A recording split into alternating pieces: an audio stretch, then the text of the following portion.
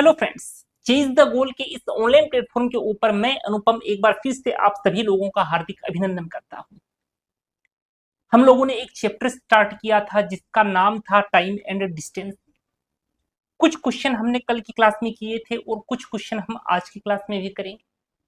उम्मीद करूंगा कि जो भी क्वेश्चन मैंने कल करवाए थे उनकी पीडीएफ आपने टेलीग्राम से डाउनलोड करके एक बार उन क्वेश्चंस को खुद से जरूर करके देखा होगा।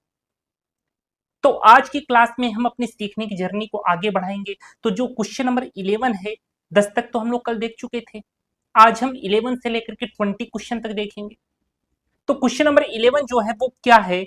175 मीटर लंबी ट्रेन 35 मीटर लंबे प्लेटफॉर्म को 12 सेकंड में पार करती है। ट्रेन की गति कितने किलोमीटर प्रति घंटा है? तो कल की क्लास में मैंने आपको एक चीज बताई थी कि जब ट्रेन किसी खंबे को पार करे या किसी व्यक्ति को पार करे या किसी पेड़ को पार करे तो उसका मतलब होता है कि ट्रेन खुद को पार कर रही है। तो उस केस में यदि आपको ट्रेन की वेलोसिटी निकालनी है तो आप ट्रेन की डिस्टेंस लिया करो, जो भी ट्रेन की लेंथ है उसका यूज किया करो और जो भी टाइम है उससे उस डिस्टेंस को डिवाइड कर दिया करो, यानी चाल बराबर दूरी बट्टे समय को सीधे अप्लाई कर दिया करो तो आपके पास वेलोसिटी आ जाएगी। लेकिन यदि ट्रेन किसी पुल को पार करे, किसी सुरंग को पार करे या फिर किसी ब्रिज ब्रिज को पार करे, यानी किसी ऐसी चीज को ट्रेन पार करे जिसके पास कुछ ना कुछ लेंथ होती है, तो उस केस के अंदर जो वेलोसिटी होती है, वेलोसिटी बराबर प्लेटफॉर्म की लेंथ प्लस ट्रेन की लेंथ अपॉन जो भी टाइम उनको क्रॉस करने में लगा है उससे भाग लगा देंगे। ठीक है, यानी कि कुल मिलाकर के बात यह है कि ट्रेन जब किसी ब्रिज को क्रॉस करेगी तो उस केस के अंदर ट्रेन खुद को पार करती है और उस ब्रिज को पार करती है, दोनों की लेंथ को ऐड करेंगे और टाइम से क्या कर देंगे, डिवाइड कर देंगे। बस इतना ही खेल होता है। तो यहां पर इसने क्या बोला है, 175 मीटर लंबी ट्रेन है, ट्रेन की लेंथ अपने को दे दी है, कितनी है 175 है और कितनी है, किस यूनिट में है, मीटर में है। 35 मीटर लंबे प्लेटफॉर्म को 12 सेकंड में पार करती है, ट्रेन की गति कितने किलोमीटर प्रति घंटा है, यानी कि स्पीड की बात इसने पूछी है। तो 175 को 35 में ऐड करना पड़ेगा, कितना आ जाएगा, 210 आएगा। तो उस 210 के अंदर भाग लगा देंगे 12 का। तो ये मामला किसमें चल रहा है, मीटर प्रति सेकंड में चल रहा है। लेकिन उसने पूछा किसमें है, किलोमीटर प्रति घंटा में पूछा है। तो कल की क्लास में मैंने डायरेक्ट आपको एक चीज बताई थी कि जब भी मीटर प्रति सेकंड को आपको किलोमीटर प्रति घंटा में कन्वर्ट करना हो तो हमेशा 18/5 से मल्टीप्लाई किया करो। यदि किलोमीटर प्रति घंटा में दिया है और मीटर प्रति सेकंड में कन्वर्ट करना है तो 5/18 से मल्टीप्लाई किया करो। ये किसमें दिया है, मीटर प्रति सेकंड में। पूछा किसमें है, किलोमीटर प्रति घंटा में। तो किससे मल्टीप्लाई कर दोगे, 18/5 से। ये लो, बस इसको कैलकुलेट कर लो, आंसर आ जाएगा। कटने वाली चीजें काटते हैं, देखो 6 से 2 पर कट गया, 6 से 3 पर कट गया, 5 से काटा, 5 के 20 बच गया, 1 5 दूनी 10, ये कितना आ गया 24, 1 मिनट 21, ये कितना है अपने पास 21 दूनी 42, ठीक है ना। तो एस की वैल्यू कितनी आ गई अपने पास, 63 किलोमीटर प्रति घंटा। ठीक है, तो एस की वैल्यू कितनी आई, 63 किलोमीटर प्रति घंटा। तो ऑप्शन नंबर थर्ड जो है ना वो आपका यहाँ पर सही आंसर होगा। सिंपल था सवाल। ट्रेन किसको क्रॉस कर रही थी, प्लेटफॉर्म को क्रॉस कर रही थी, यानी ट्रेन खुद को क्रॉस कर रही थी प्लस प्लेटफॉर्म को क्रॉस कर रही थी, उसमें क्रॉस करने में जो टाइम लगा उसमें उससे भाग लगा दिया, वेलोसिटी आ गई। ठीक है, अगला सवाल देखिए, अगला देखिए क्वेश्चन नंबर 12 देखिएगा। 250 मीटर लंबी एक ट्रेन एक खंबे को 15 सेकंड में पार करती है तो ट्रेन की गति कितनी किलोमीटर प्रति घंटा में है। तो यहां पर ट्रेन किसको क्रॉस कर रही है, खंबे को क्रॉस कर रही है। खंबे के पास कुछ लेंथ होती है क्या, नहीं होती, उस लेंथ को हम लोग जीरो मानते हैं। ठीक है, तो उसने पूछा क्या है, ट्रेन की गति, तो v बराबर, यानी ऐसी लिख लेता हूं मैं, बार बार ऐसी लिखकर चल रहे हैं तो ऐसी लिखेंगे। तो ट्रेन की जो स्पीड है वो किसके इक्विवेलेंट हो जाएगी, 250/15। अब यहां पर अगर मान लो खंबे के पास कुछ लेंथ होती तो यहां पर उस लेंथ को ऐड कर देते, लेकिन खंबे के पास तो जो लेंथ होती है जीरो होती है, नगण्य होती है, तो यहां पर उस जीरो को लिखने की जरूरत है नहीं। तो 250 के अंदर भाग लगाएंगे 15 का। अब ये मामला किसमें चल रहा है, मीटर प्रति सेकंड में चल रहा है, लेकिन पूछा किसमें है, किलोमीटर प्रति घंटा में पूछा है। तो इसको मल्टीप्लाई कर दो 18/5 से। ठीक है, किलोमीटर प्रति घंटा में पूछा है। कैंसिल आउट करो, 3 से काटते हैं, 3 पचे 15, 3 छक 18, ये कट गया 5 25, ये 5 से कट गया 10 पर कितना आ गया अपने पास, s इक्वल टू 60 किलोमीटर प्रति घंटा। तो s की वैल्यू क्या आ गई, 60 किलोमीटर प्रति घंटा। तो ऑप्शन तो ऐसा कुछ है नहीं, तो ऑप्शन नंबर 5 जो है ना वो आपका यहाँ पर सही आंसर होगा। ठीक है, सिंपल सवाल था। मैंने क्या कहा था, खंबे को क्रॉस कर रही है यानी ट्रेन खुद को क्रॉस कर रही है, उस केस में ट्रेन की खुद की लेंथ यूज कर लो और टाइम से डिवाइड कर दो। प्लेटफॉर्म को क्रॉस करे तो ट्रेन की लेंथ यूज करो, प्लेटफॉर्म की लेंथ यूज करो, दोनों को ऐड करो और टाइम से डिवाइड कर दो, बस इतनी सी बात है। ठीक है, अगला सवाल देखिए, अगला देखिए, इसको देखिएगा। एक 360 मीटर लंबी रेलगाड़ी सिग्नल के एक खंबे को 18 सेकंड में पार करती है। रेलगाड़ी की गति प्रति घंटा कितने किलोमीटर है, किलोमीटर प्रति घंटा में पूछिए। सेम का सेम वही सवाल है, बस कैलकुलेशन से बस उसको कैलकुलेट कर दो। एस इक्वल टू 360, फिर लिखने की भी क्या जरूरत है, डायरेक्ट यहीं से कैलकुलेट कर लो ना यार।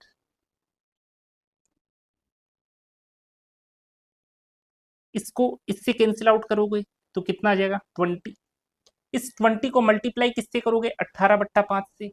तो 5 का भाग लगाओगे 20 के अंदर तो कितना आएगा, 4। फिर 18 को 4 से मल्टीप्लाई करोगे कितना आ जाएगा, 72। Option number 4।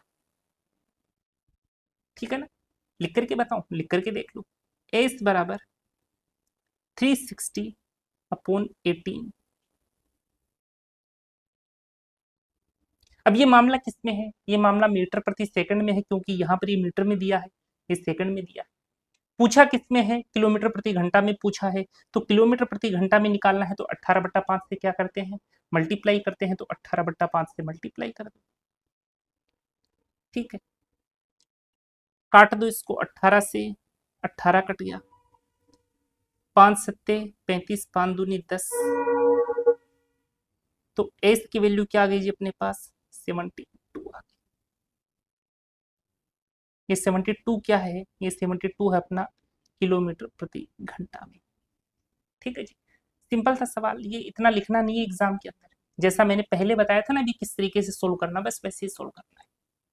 चले अगले क्वेश्चन की तरफ, अगला क्वेश्चन देखिए, ये देखिए क्वेश्चन नंबर 14। सामान्य चाल की तुलना में 3/4 चाल से जाने पर एक व्यक्ति 15 मिनट लेट होता है, उसके द्वारा लिया जाने वाला सामान्य समय बताइए। सामान्य चाल मान लो कि एक तो है नॉर्मल स्पीड और एक, इसको लिख देता हूं मैं नॉर्मल, और एक लिख देता हूं उसकी नई स्पीड। जब वो नॉर्मल स्पीड से जाता था सामान्य चाल की तुलना में, मान लो पहले वो 1 यूनिट स्पीड से जाता था, फिर आगे 3/4 चाल से जाने पर एक व्यक्ति 15 मिनट लेट हो जाता है। यहां पर बात करेंगे स्पीड की। ठीक है, पहले मान लो 1 की स्पीड से जाता था, सामान्य चाल 1 की थी, सामान्य चाल की तुलना में 3/4 से जाने पर अब वह नई स्पीड जो है वो सामान्य चाल की 3/4 है। ठीक है, एक व्यक्ति 15 मिनट लेट होता है। अब यहां से देखो ये 4 तो इधर हम भेज सकते हैं, रेशियो है, भेज सकते हैं, तो ये अपने पास कितना हो जाएगा, 4/3 हो जाएगा, 4/3 रेशियो है। ठीक है, अब जो स्पीड का रेशियो होता है उसका रेसिप्रोकल जो रेशियो होता है वो किसका होता है, टाइम का रेशियो होता है, क्योंकि जो वेलोसिटी है, स्पीड ही लिख लेता हूं यार, ये फिजिक्स जब पढ़ाते हैं तो वहां पर वेलोसिटी बोलते हैं, तो बस उसी की हैबिट है। स्पीड जो होती है वो इनवर्सली प्रोपोर्शनल होती है टाइम की। अब यहां पर मैं एक चीज आपको बताऊंगा, कई बार बच्चे पता है क्या बोलते हैं, स्पीड इनवर्सली प्रोपोर्शनल है 1/t के, कई बार ऐसा बोल देते हैं, लेकिन ऐसा नहीं है। स्पीड जो है वो 1/t के तो प्रोपोर्शनल है, लेकिन टी की इनवर्सली प्रोपोर्शनल है, यानी कि टी की वैल्यू बढ़ेगी तो एस की वैल्यू बढ़ेगी तो टी की वैल्यू कम होगी, ऐसे ही टी की वैल्यू कम होगी तो एस की वैल्यू बढ़ेगी। एस का जो भी रेशियो होगा उसका रेसिप्रोकल रेशियो टाइम का होगा, टाइम का जो भी रेशियो होगा उसका रेसिप्रोकल यानी कि व्युत्क्रम जो रेशियो होगा वो स्पीड का होगा। सिंपल सी बात है। तो अपने पास स्पीड का रेशियो क्या है, 4/3 है, तो इसका उल्टा कर दूंगा तो अपने पास टाइम का रेशियो आ जाएगा, क्या आएगा, टाइम का रेशियो 3/4 आ जाएगा। यानी जब नॉर्मल स्पीड से जाता था तो उसको 3 यूनिट समय लगता था, लेकिन अब जब वह 3/4 चाल से जाता है तो उसको 4 यूनिट का समय लगता है। यानी कि मुझे एक बात बताओ, टाइम क्या लग रहा है? ज्यादा लग रहा है ना? कितना ज्यादा लग रहा है? 1 यूनिट ज्यादा लग रहा है। लेकिन वो कह रहा है कि यार 1 यूनिट ज्यादा नहीं लगता, ये तो 15 मिनट लेट होता है, 15 मिनट ज्यादा वक्त लगता है। तो बताओ 1 की वैल्यू 15 के बराबर, 1 की वैल्यू किसके बराबर है? 15 मिनट के बराबर है। उसने क्या पूछा है? उसने पूछा है उसके द्वारा लिया जाने वाला सामान्य समय बताओ। यानी कि उसने तो अपने से 3 की वैल्यू पूछी है। तो एक 15 मिनट के बराबर है, 1 यूनिट की वैल्यू 15 मिनट है, तो बताओ 3 यूनिट की वैल्यू आप नहीं बता सकते क्या? कितनी आ जाएगी? 45 मिनट आ जाएगी। इसका 3 गुना कर दोगे तो कितना आ गया? 45 मिनट। उसके द्वारा लिया जाने वाला सामान्य समय कितना होगा? 45 मिनट होगा। ऑप्शन नंबर सेकंड जो है ना, वो आपका सही आंसर हो जाएगा। ठीक है, सिंपल था। इस प्रकार के सवाल काफी बार एग्जाम के अंदर पूछे जाते हैं। समझ में आया होगा। कोई डाउट आता है तो कमेंट बॉक्स आपके लिए ओपन है, आप जब चाहें तब अपना डाउट पूछ सकते हैं। चले अगले क्वेश्चन की तरफ। अगला क्वेश्चन देखिए, क्वेश्चन नंबर 15। एक व्यक्ति 5 किलोमीटर प्रति घंटा से जाता है और घर 5 मिनट देरी से पहुंचता है। यानी कि वह जब 5, मान लो कि उसे 10 बजे पहुंचना था, सुबह के 10 बजे पहुंचना था, वह 5 किलोमीटर प्रति घंटा की स्पीड से गया तो 10 बजे ना पहुंच करके 10:05 पर पहुंचता है। 5 मिनट देरी से पहुंचा। यदि वह 6 किलोमीटर प्रति घंटा से जाए, अब उसने दिमाग की बत्ती जलाई, सोचा यार कल मैं 5 मिनट लेट पहुंचा था, क्यों ना मैं आज अपनी स्पीड को बढ़ा लूं। आज उसने अपनी स्पीड 5 से बढ़ा करके 6 किलोमीटर प्रति घंटा कर ली, तो वह समय पर पहुंचता है। यानी आज वह 5 मिनट देरी से नहीं पहुंचता, आज वो करेक्ट 10 बजे पहुंच जाता है। तो आप मुझे बताओ, पहले 10:05 पर पहुंच रहा था, अब 10 बजे पहुंच रहा है, दोनों के अंदर टाइम का डिफरेंस कितना है, गैप कितना है? तो आप कहोगे 5 मिनट का गैप है। यही तो होगा, 5 मिनट का गैप होगा। तो ये 5 मिनट क्या है? दो टाइम के बीच का अंतर है, यानी T1 माइनस T2 बराबर क्या है? 5 मिनट है। उसने क्या पूछा है? घर से दूरी बताओ। अब देखो, पहले वो 5 किलोमीटर प्रति घंटा से जाता है और घर 5 मिनट देरी से पहुंचता है। यहां पर आप मान लो कि घर की जो डिस्टेंस है वो स्मॉल एक्स है। अगली बार यदि वह 6 किलोमीटर प्रति घंटा से जाए तो समय पर पहुंचता है, यहां पर भी तो एक्स है। तो यहां पर क्या है? T1 है और T2 है। तो जो भी चीजें हम लिखेंगे अब टाइम के फॉर्मेट में लिखेंगे। डिस्टेंस हमने x मानी है तो x में अब भाग किसका लगाएंगे? 5 का। पर डिस्टेंस अपॉन वेलोसिटी करोगे, डिस्टेंस अपॉन स्पीड करोगे तो अपने पास क्या आएगा? टाइम आएगा। और यहाँ पर हम टाइम के फॉर्मेट में लिख रहे हैं, इसलिए हमने x/5 का यूज किया। अब साइन माइनस का है तो माइनस का लगा दो, और T2 बराबर क्या हो जाएगा? x/6 हो जाएगा, क्योंकि अगली बार 6 किलोमीटर प्रति घंटा से जाता है। बराबर यहाँ पर 5 मिनट लिखा है, लेकिन यहाँ पर देखो चीजें किसमें दी गई हैं? किलोमीटर प्रति घंटा, किलोमीटर प्रति घंटा। तो मिनट में आप कैसे लिख सकते हो? इक्वल के साइन के दोनों तरफ की यूनिट हमेशा सेम होनी चाहिए। तो इस मिनट को आप किस में कन्वर्ट करोगे? घंटे में कन्वर्ट करोगे। तो घंटे में कन्वर्ट करने के लिए 5 में 60 का भाग लगाओगे, 5/60 को कैलकुलेट करोगे तो 1/12 आएगा। वो 1/12 मैंने यहाँ लिख दिया। ठीक है, छोटी छोटी चीजें माइंड में। अब आगे चलो, अब इसको सोल्व करेंगे। देखो तो 6x - 5x कितना हो जाएगा? केवल x हो जाएगा। x equal to 1/12। इधर कितना आ जाएगा? 6 × 5 आ जाएगा। बस अब इसको सोल्व कर दो। 6 से 2 पर कट गया तो अपने पास x कितना आ गया? 2.5 किलोमीटर। घर से दूरी कितनी आ जाएगी? 2.5 किलोमीटर। तो ऑप्शन नंबर फर्स्ट जो है ना, वो आपका यहाँ पर सही आंसर होगा। ठीक है, चीज आ गई होगी समझ में। अगला क्वेश्चन देखें। अगला देखिए, ये देखिए, एक 100 मीटर लंबी ट्रेन एक खंबे को 10 सेकंड में पार करती है। ट्रेन की चाल किलोमीटर प्रति घंटा में बताएं। अब पेन उठाने की भी आपको जरूरत नहीं होनी चाहिए, डायरेक्ट वर्बली काम होना चाहिए। देखो 100 मीटर और ये क्या है? 10 सेकंड है। तो 10 का भाग लगाओगे 100 मीटर में तो अपने पास कितना आ जाएगा? 10 आ जाएगा। अब उस 10 को किस, अब ये 10 क्या है? ये 10 जो है ना ये मीटर प्रति सेकंड के अंदर है, लेकिन उसने किस में पूछा है, किलोमीटर प्रति घंटा में पूछा है। तो 10 को मल्टीप्लाई किससे करोगे, 18/5 से करोगे। पहले 5 का भाग लगाओगे तो कितना आएगा 2, 18 को 2 से मल्टीप्लाई करोगे कितना आएगा 36। तो ऑप्शन नंबर फर्स्ट जो है ना वो आपका सही आंसर होगा। ठीक है ना। देखो क्या किया मैंने, एस इक्वल टू ट्रेन किसको पार कर रही है, खंबे को पार कर रही है, यानी कि हम ट्रेन की लेंथ को यूज करेंगे और अपोन में भाग किसका लगा देंगे, टाइम का। तो एस इक्वल टू 100/10 हो गया। ठीक है, ये मीटर में था तो ये मीटर में है, ये सेकंड में था तो ये सेकंड में है। तो यहां पर अपना आंसर आएगा मीटर प्रति सेकंड के अंदर, लेकिन उसने पूछा किसमें है, किलोमीटर प्रति घंटा में। तो इसको मल्टीप्लाई कर दो 18/5 से। ठीक है, तो अब जो चीजें आएंगी वो किस में चलेंगी, किलोमीटर प्रति घंटा में आएंगी। ये काफी दूर बैठा है, इसको नजदीक बैठा है, इतनी दूरियां अच्छी नहीं है। ये लो, अब इसको सोल्व कर दो। इस 0 से ये 0 कट गया, 5 से 2 पर कट गया, तो 18 दूनी कितना आ गया, 36 किलोमीटर प्रति घंटा। ठीक है, इतना करना नहीं अपने को एग्जाम में। एग्जाम में जैसे मैंने स्टार्टिंग में बताया था ना, मन ही मन में वैसे ही करना आपको, और बहुत ही इत्मीनान से करना है, धीरे धीरे करना है। चले अगले क्वेश्चन पर। अगला क्वेश्चन देखिए जी, क्वेश्चन नंबर 17।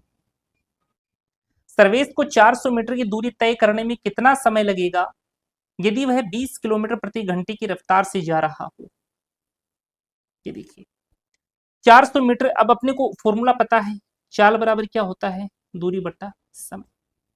400 मीटर की दूरी तय करने में कितना समय लगेगा, टाइम वो पूछ रहा है।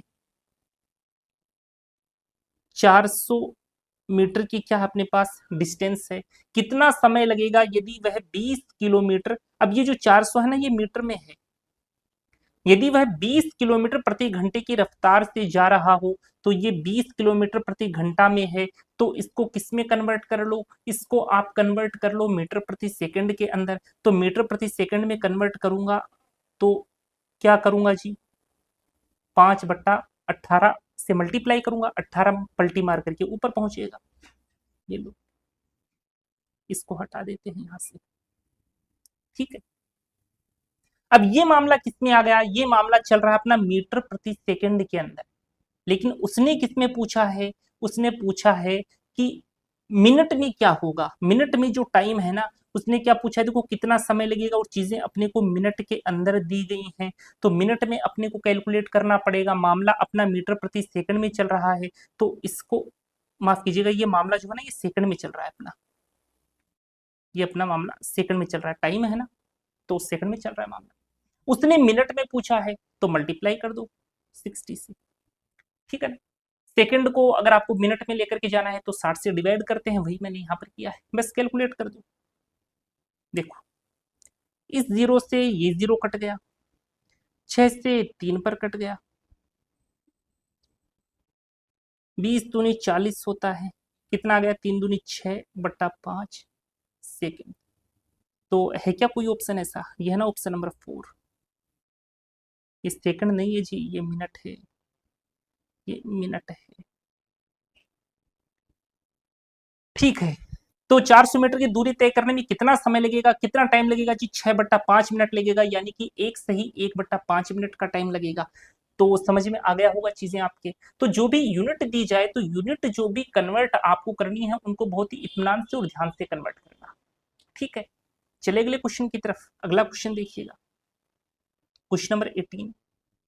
एक व्यक्ति 20 मीटर प्रति सेकंड की रफ्तार से चल रहा है, वह 2 घंटे व 30 मिनट में कितनी दूरी तय कर लेगा, डिस्टेंस पूछिए अपने से। चल किस स्पीड से रहा है, 20 किलोमीटर प्रति सेकंड की स्पीड से। अब अपने को पूछा किसमें है, किलोमीटर में पूछा है, तो इस 20 को कन्वर्ट कर दो आप किसमें, किलोमीटर प्रति घंटा में कन्वर्ट कर दो।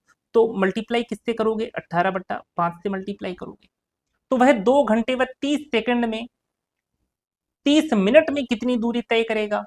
इस 30 मिनट को किस में कन्वर्ट करोगे, घंटे के अंदर कन्वर्ट करोगे, तो कितना आ जाएगा, इस 30 मिनट में भाग लगाओगे 60 का, तो 1/2, तो 2 + 1/2 कितना हो जाएगा, 5/2, तो मल्टीप्लाई कर दो 5/2 से। ये लो, बस इसको सोल्व कर लो। इस 5 से ये 5 कट गया, 2 से 9 पर कट गया, तो 9 दूनी कितना आ गया 18, तो 180 किलोमीटर। तो ऑप्शन नंबर 4 जो है ना वो आपका यहाँ पर सही आंसर होगा। ठीक है, बहुत ही इजी सा चैप्टर है ये, और यहाँ पर केवल और केवल आपको ध्यान रखना है यूनिट कन्वर्जन का। इसके अलावा इस चैप्टर में कहीं कुछ भी नहीं है, और इंपॉर्टेंट चैप्टर है, इंटरेस्टिंग चैप्टर है। ठीक है, सारे के सारे क्वेश्चन मैं आपको करवाऊंगा जो आपके एग्जाम के दृष्टिकोण से इंपॉर्टेंट है। और जब अपनी एक बार मैथमेटिक्स का सिलेबस कंप्लीट हो जाएगा तो उसके बाद में जितने भी क्वेश्चन आपके आरएसएम एसएससी बोर्ड ने प्रीवियस ईयर एग्जाम्स के अंदर पूछे हैं वो सारे के सारे मैं आपको करवा दूंगा। ठीक है, ताकि आपके अंदर एक कॉन्फिडेंस बिल्ड हो जाए, एग्जाम जब आप देने जाओ तो आपको किसी भी प्रकार की कोई कंफ्यूजन ना हो, किसी भी प्रकार का आपका कॉन्फिडेंस लेवल लो ना हो, और आप वहां पर चीजों को बहुत ही ढंग से परफॉर्म कर सके। और मॉक टेस्ट आप जरूर देते रहना। जब एक बार आपका सिलेबस हो जाता है तो कम से कम आपको 2 से 3 बार उस सिलेबस के अंदर से गुजरना है, और मॉक टेस्ट आपको रेगुलर देने हैं। बिना मॉक टेस्ट क्या होगा, टाइम मैनेजमेंट नहीं सीख पाओगे। तो एग्जाम के अंदर क्या बच्चों की शिकायत रहती है कि पेपर लेंदी था, टाइम लग गया, हम पूरा पेपर को अटेम्प्ट ही नहीं कर पाए।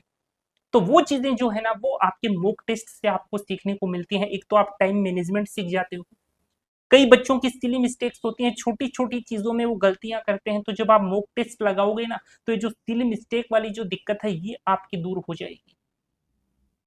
आपको ये पता लग जाएगी कि आपकी जो तैयारी है वो किस लेवल की है।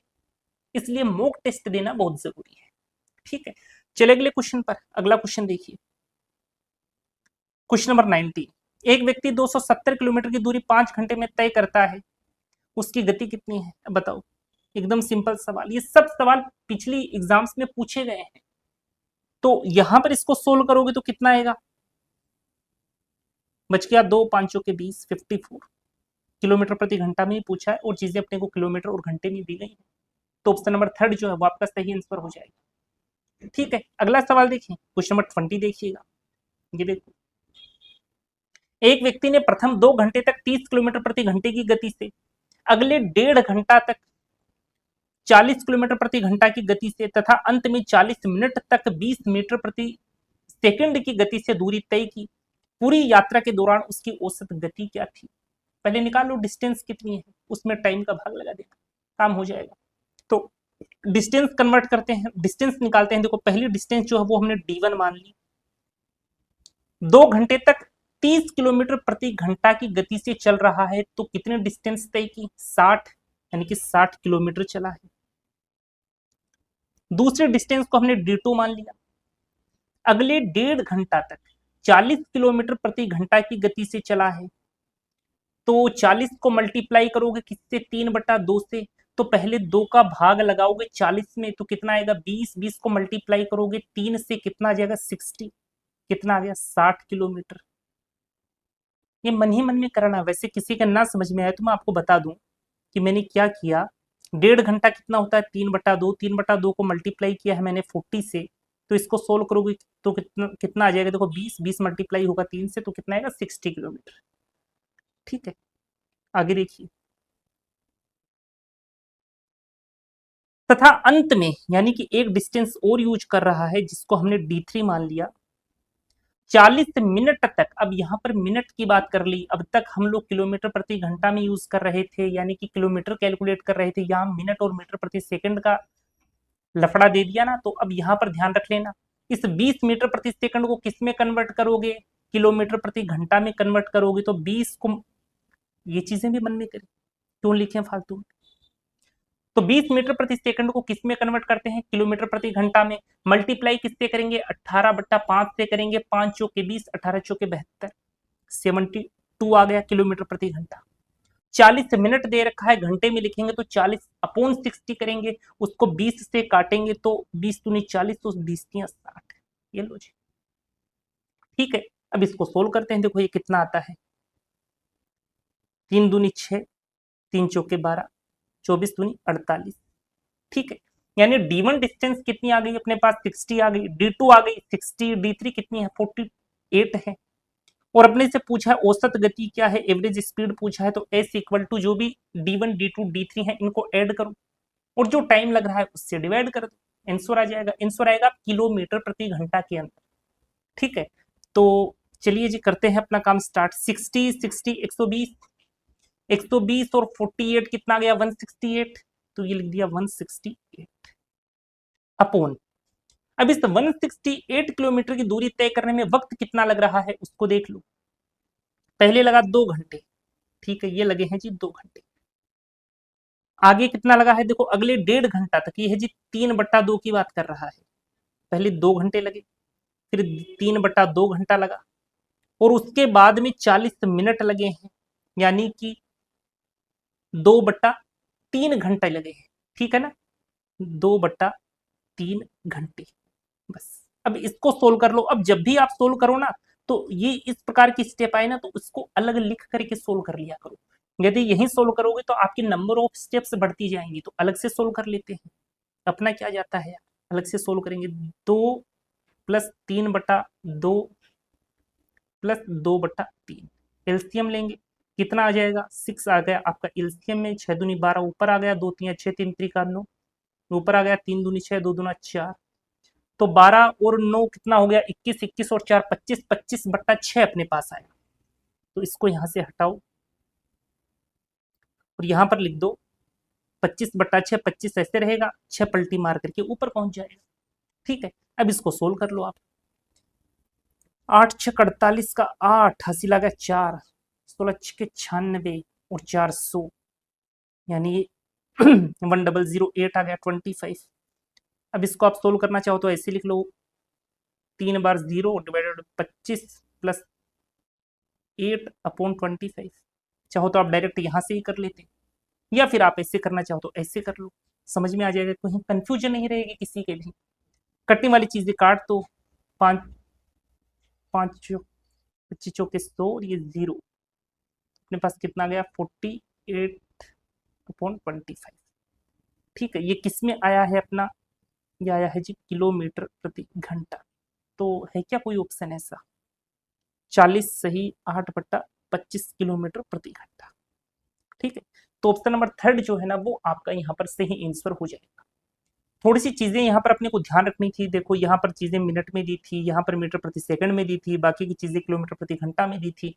तो जब एग्जाम में ऐसे क्वेश्चन आए ना, तो हड़बड़ाना मत बिल्कुल भी, चीजों को ध्यान से करना। ठीक है दोस्तों, तो आज की क्लास को हम लोग इतना ही रखेंगे। उम्मीद करूंगा कि जितने क्वेश्चन मैंने आपको यहाँ पर करवाए हैं सारे आपके समझ में आए होंगे। कल इस जर्नी को हम आगे शुरू करेंगे। और अगर वीडियो आपको पसंद आया है तो वीडियो को आप लाइक करना बिल्कुल मत भूलिएगा। वीडियो को ज्यादा से ज्यादा लोगों तक शेयर करिए, ताकि ज्यादा से ज्यादा लोग हमसे जुड़ करके इन क्लासों का फायदा ले सके। चैनल पर नए हैं तो चैनल को सब्सक्राइब करना बिल्कुल मत भूलिएगा। हम दोस्तों कल की क्लास में आपसे वापस मिलेंगे इसी समय के ऊपर, इसी चैनल के ऊपर। तब तक के लिए धन्यवाद, शुक्रिया, जय हिंद दोस्तों।